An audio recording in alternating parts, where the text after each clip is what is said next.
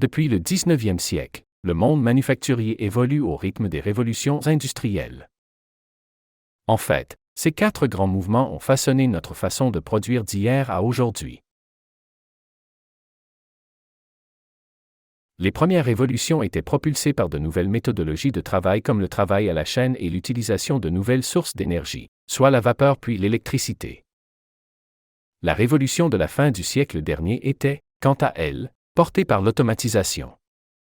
Aujourd'hui, nous sommes en plein cœur d'une 4e révolution, l'industrie 4.0.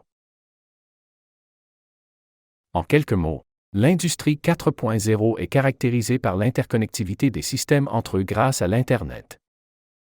Plus simplement, c'est la capacité des objets physiques à communiquer, par la connexion de capteurs, à un réseau informatique. C'est également le fait d'utiliser la donnée efficacement pour planifier, optimiser et prédire la production d'usines. L'intelligence artificielle et la réalité augmentée sont d'autres technologies propres à cette révolution industrielle.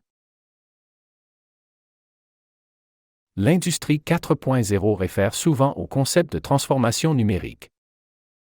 On identifie une entreprise en transition numérique par son désir de digitaliser ses processus d'affaires pour, par exemple, réduire son utilisation du papier ou encore utiliser la donnée comme vecteur de prise de décision.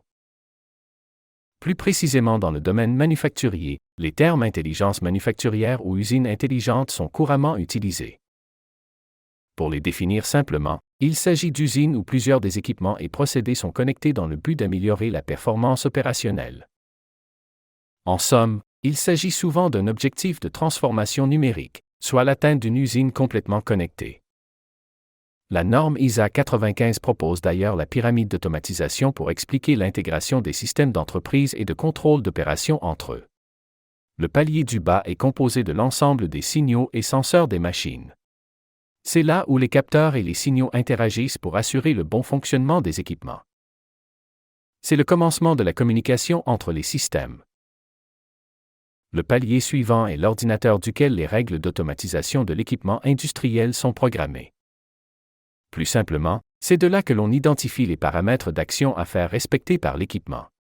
Le 3e palier, SCADA, HMI, permet d'assurer la supervision des 2 paliers précédents.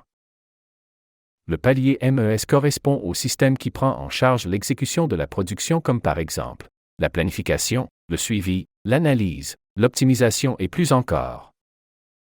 C'est le palier de la gestion opérationnelle. Il s'agit également du palier qui assure la communication entre la planification administrative, ERP, et les contraintes de production comme par exemple les systèmes, les équipements et les ressources diverses des usines.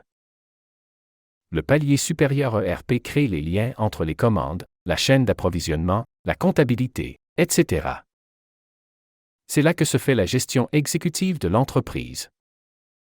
C'est le logiciel qui permet de donner une vue d'ensemble sur les opérations d'une entreprise. Imaginons une mise en situation chez un manufacturier de produits d'horticulture. Une quincaillerie veut se procurer 1000 sacs d'engrais. Le système ERP reçoit la commande et génère un ordre de production qui va être envoyé au MES. Le système MES traite la commande et assure la production optimale, de la réception de l'ordre de production jusqu'à l'envoi en entreposage. Les systèmes SCADA, HMI recevront les paramètres de production qu'ils communiqueront au PLC. Le système PLC veille à ce que les systèmes automatisés exécutent les actions requises, dont l'ensachage des 1000 sacs. En revanche, l'ensacheuse qui devait produire la commande n'a pas suffisamment de matières premières. C'est alors qu'un senseur émet un signal pour indiquer qu'un paramètre requis pour effectuer la production est manquant. Selon la logique programmée dans le PLC, la machine cesse de fonctionner. Le MES enregistre un temps d'arrêt, pour lequel un opérateur devra identifier une raison d'arrêt afin qu'un gestionnaire ou un ingénieur puisse analyser et optimiser la séquence de production dans le futur. Enfin, lorsque le problème de matière première est réglé, on redémarre la production à partir du SCADA HMI. Voilà, vous en savez maintenant plus sur l'industrie 4.0 et la pyramide d'automatisation. Si vous avez aimé cette vidéo, nous vous invitons à écouter notre vidéo sur le rôle d'un MES.